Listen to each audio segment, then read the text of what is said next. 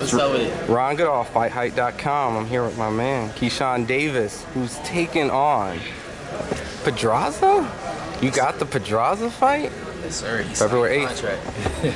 Let's talk about it. How excited are you, man? Whew. I'm excited to get back in the ring, man. I love fighting, for real, for real. And this fight right here, I think it's going to gain me my respect in the boxing world. So, just for all the marbles, my eyes. You know, Pedraza's been in with some tough guys, you know. Obviously, you know this. I'm just, just letting some of the casuals don't know. Like, he's been in there with, pound for pound top guys. So, why a guy like this so soon? Like, what? Like, because I ain't scared to fight nobody. I've been saying that coming into the game. A lot of these fighters, a lot of these people been trying to put me in there with guys that's already world champions or, former world champions. And, here y'all go, 9-0. And y'all been asking for a fight like this, and I'm giving it to y'all at 9-0. Do you feel any type of pressure in this type of predicament, just because the fact that, everyone knows you're always there to kind of do a little trash talking, but you're one of the top, contenders now. No more prospect. Yeah. One of the top contenders. So there's going to be a lot of people that's going to be rooting for your downfall in this type of situation. Does that motivate you? Does that, all right? What motivates me for this fight? I guess just being the fact that I'm back in Vegas. First of all, I'm co-maining again, and most likely after this fight, I'm gonna be main eventing. And shoot, a fighter like this, he's just gonna make me better as a fighter. You know what I'm saying? And I'm just grateful to have a fighter like this that I can fight against at 9-0. It makes a lot of sense right now in my career. And shoot, I just feel like just everything behind that, it just motivates me to go in here, I would say a lot differently than I used to go into fights. You know what I'm saying? It's just a different focus. Training a lot harder. Shoot, I ain't take no days off in this camp. And shoot, it's just a lot riding on this fight right here. But the pressure is still remain the same. Coming into the pro game, I've been a top prospect, and people been putting me on high expectations. You know what I'm saying? So this is just another fight for me, honestly.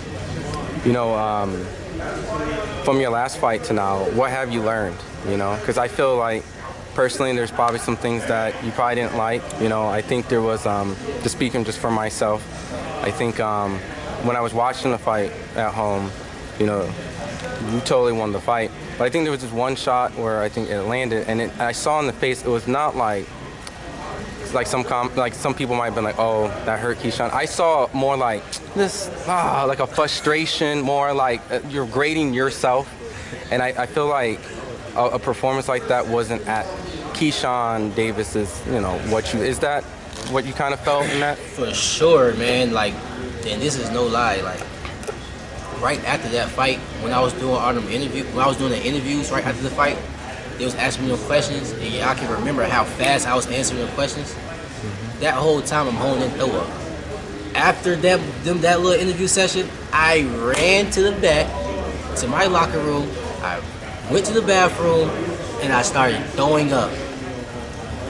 Again, that entire fight I was having problems. This fight I'm approaching it differently, cutting out a lot of bad habits that I used to do. The one I got suspended for. And I know for sure that this fight is going to be different just off of that one habit that I used to do that I'm not doing no more. So like just that fight itself, I was just frustrated with myself for feeling like I couldn't stop that bad habit. And in the fight, I was just feeling frustrated because I couldn't do the certain things that I wanted to do, and I just felt myself getting fatigued because of my stomach later towards the end of the fight. But still didn't get it right for ESPN to throw biased opinions out there. But I just feel like that wasn't my best performance because of what I was doing, and I'm back and better for this camp for sure. What made you we're all human, right? And I think when it comes to athletes, there's a lot of sacrifice. Food, vices, right? Like in certain aspects, you can't drink, you can't essentially smoke. And even if you quote unquote do, there's repercussions that come. So there is some people who just can't self-reflect and be like, what were you able to do to quickly self-reflect at your age to be like, and quickly turn around at a point and just be like, because it's easy to be defensive. I think people could look, you live in Vegas now, Yeah. And it's legal, right? Now I know there's going to be like drug experts that say like, hey, you can mask certain things with this and do the conspiracy theory breakdown, but you were able to like reflect and go, you know what? I'm taking on Pedraza, and you know what made you just quickly reflect like that and not. You gotta be real with yourself. You can't lie to yourself. You gotta listen to God first, and God's gonna lead you in the right direction, honestly. And like I said, you gotta be real with yourself. Like today, I was sparring. I ain't feel the best in sparring, frustrated, arguing with my coaches. The first thing I did when I got out of sparring was sat down and started watching my sparring. You know what I'm saying? It's just to reflect on why didn't I look good? Why didn't I feel good? And that's basically what I did after that fight. I had to go back and reflect on why I'm feeling like this and why I feel like I can't stop doing this. So once I got closer to God, honestly, He just started showing me the right direction. Started giving me more energy. Started giving me more life, more happiness. And it just makes me feel like now, like, damn, why did I been turn to God? You know what I'm saying? So I just feel like this camp, you know, I'm just reflecting more on myself to make myself better. You know, I'm very proud of you, like just speaking, not just because of the simple fact I'm here and just saying, but just to take those type of understanding, just to take your career to another level, and just even if you weren't essentially boxing, self-reflect just to be a better person. So shout out to you for that. So thank you, man. Thank you. Ultimately, just wanted to just collab on the simple fact that Troy Isley's now, I know this has been your brother for a while, but you and Troy are now in the same camp on your bow mat. Like, how great is that to have Troy? Man, Troy my brother, man. Troy like DB4. Like Troy Troy my brother, bro. So it means really a lot to me. Even when he wasn't a part of the team, you know, he still was our team. He still was like coming to our camps. I go to his camps and I go to his fights and stuff like that. Always been around. But now that he's actually a part of our team, it's just that much closer. And, when he come to the gym, I automatically just push harder. You know what I'm saying? Yeah. I'm pretty sure it's vice versa with him, man. Shout out Mega Troy, Box Boy Troy. I call him Rich Boy Troy, Troy Isley. You know, also wanted to give a congratulations to Keyshawn for making Olympic trials. Yeah. I know he's gonna, and this is probably what you want. He's gonna try to outdo the silver and go gold, right? Yeah. And how proud are you just to have your younger brother to make the Olympics? Man, even though I got suspended during that time, I was able to go to the Olympic trials and see my little brother Keyshawn Davis win the Olympic trials, man. And when he did, man, it was just like a relief for us. It was like, man, we finally set out a goal and we accomplished it. You know what I'm saying? And man, it was really a dream come true, for real, for us, for DB3. Him going to the Olympics, it's gonna be a second brother going to the Olympics back to back. And I just feel like just for our brand itself, that's gonna raise our brand to the roof. It's gonna put so much eyes on us after Keyshawn wins a gold medal in the Olympics. And him just winning a medal in the Olympics, like it's gonna be crazy, you know what I'm saying? So Keyshawn Davis, man, you got a lot riding for you. Everybody hoping for you. You know what I'm saying? Shout out Keyshawn Davis. Y'all follow Keyshawn Davis. He's part of DB3. It's three of us: Keyshawn, and Kelvin, our older brother that signed with me with Top Rank ESPN. Kelvin right now is ranked about 13, 12, something like that. Kelvin putting on knockout performances alongside me.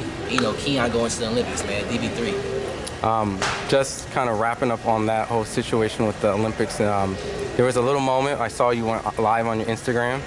You were trying to like cut through, and they were like, "Oh, you got to go on the stance and stuff." Like, how nervous were you just knowing that at that moment, that fight determined if he was going to make the Olympics or not? Like, were you confident, or were you a little bit nervous? Not because you didn't believe in him, but just all the politics and stuff that go into the Olympics. I was nervous as hell. Like, I was nervous. You know, like, everybody know in amateur boxing, we don't know how they score fights. No. There's a lot of cheating. Forget politics. There's a lot of politics and cheating. For sure. It's a lot of politics and cheating that goes into amateur boxing. And just some things just flat out don't be fair. So I just knew Keyshawn had to go in there and just dominate on all angles so he could get the win. And that's exactly what he did. You know what I'm saying? And I was proud of him, like, just stepping up, knowing that he had to do that. And he actually did that. It just shows like his growth and his experience of him being around, you know, great fighters like me, Shakur, Troy, my brother Kelvin, Jared Anderson for years, for him to get the job done like that. Just speaking on, you being a big brother of, of Keon, you're surrounded by big brothers in boxing, right? Professionally, I know you and Shakur are on the same age, but he's in the pro rankings a little bit longer. Terence Bud Crawford, who's essentially like almost everyone's big bro now, especially he's the top dog. Everyone kind of stops and listens when he speaks on things like that. I do have to ask, there's been like people challenging him from like a Duran Ennis or like a Teofimo Lopez. Do you feel like at Terence's point of career, like it just as a fan, not just that, is there anything more that we can get out of Terence, like realistically, like I know fans will always ask for more, give us the next young guy, but what would you want to see Terence go at, or how? Off Terence's last performance, I feel like that wasn't even his hardest fight of his career. Maybe the training camp was his hardest training camp, but just off his last performance, man, you could tell he's still young. Really? That man took care of his body his whole career, and it showed. Like, that man's still young. He still got fights in him. You know what I'm saying? It's just unfortunate that who's gonna fight him? Like, who's really worthy enough to fight him? What I mean worthy is, okay, Teofimo's a great fighter, but that's not a mega fight. At this point, Terence need like another mega fight or something close to it. You know what I'm saying? Even like a Jerome, like a Boots. Like, after he beat Boots, okay, like what people gonna say? Like, it's gonna, okay, you beat Boots. You know what I mean? And it's not even gonna be like a super fight, like at least like Terence versus Sean Porter. You know what I'm saying? That was a super fight. I don't think it reached that magnitude. You know what I'm saying? So it's just unfortunate for Terence that he gotta find a worthy opponent at this point, because I still do. He feel like he can fight again. He can fight again. You know what I'm saying? Like, I mean, think about his whole career. Like, who put him through like real warfare? Like, Terence been dominating in the ring, stopping guys in the ring for a very long time, including that last stoppage. So you just gotta find a really opponent. Whether he like move up and fight Canelo or move up and fight somebody like to make it, you know what I'm saying? But at this point, you just gotta find somebody worthy enough. That's all. If there is no one like essentially worthy, it's like retire, like on some Andre Ward, If there's nobody worthy enough, you might as well, or go fight Boots. You know what I'm saying? Or go fight Teo. That just keep talking and saying bullshit. Do you think? I mean, you sparred Teo, you sparred Terence. I mean, this. I'll be transparent. The title's probably gonna be like Keyshawn Davis on Crawford, Teofimo Lopez. Like it's gonna be like something like that. But realistically, in no shade, like I know you got a lot of respect for both of those guys. Yeah. Is that a competitive fight? Do you feel, because they're both was started at 120, 130, 135, and Teo started at 35. Yeah. So technically he's following Terence's lineal footprint, right? Yeah, so yeah. Is that fair to say that that's a good fight? No, at all. That's not a good fight at all. No. Okay. Terence will beat the hell out of Teofimo. All due respect. Like, Terence is just bigger, stronger. He's smarter. Nah, like no. Like, do you think Teofimo will be a good fight with Jerome Boots Ennis?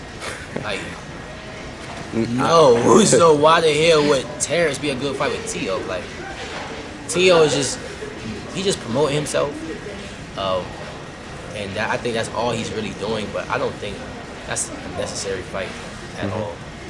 A drawn fight would be more interesting than just off the size difference, like for sure. Like just off their size, they're in the same weight class and shit. Like for sure, I would not want to see Terence beat the hell out of Teofimo. Do you feel like when it comes to Duran, because like I know he's a welterweight, like he's big as hell. Like in all love, respect, Duran's skill is also top notch. But I think, do you feel that it takes a guy that has to be huge, like in size? That's why it's like Canelo or Duran, even same weight class, a big guy to like, all right, that's where Terence Crawford's at. He has to fight a big guy. Yes, like at this point, yes. I'm not gonna lie.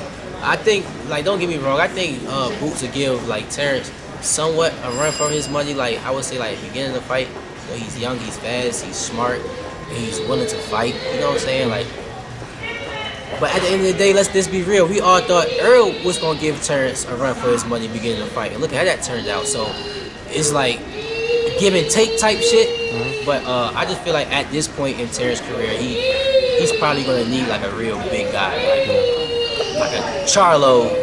I would still be interested in that fight, or Canelo. You know what I'm saying? Somebody who's flat out bigger than him.